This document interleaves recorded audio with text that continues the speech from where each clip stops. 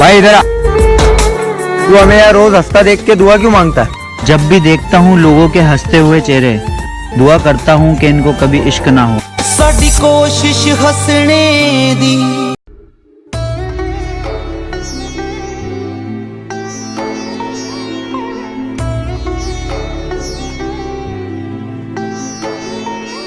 समझा था तुम हो तो प्यार मांगू, मेरी जिंदगी में मेरी आस तुम हो।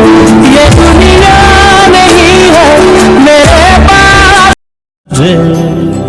चाहने की आस में तेरा शिकस्त ही हुआ।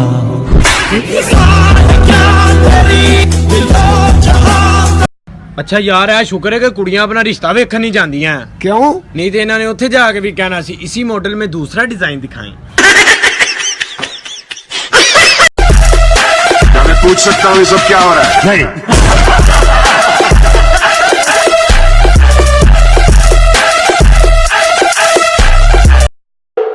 तेरे निकरारा मैनू कटिया, तेरे निकरारा मैनू कटिया, दस मैं कि प्यार विचों खटिया।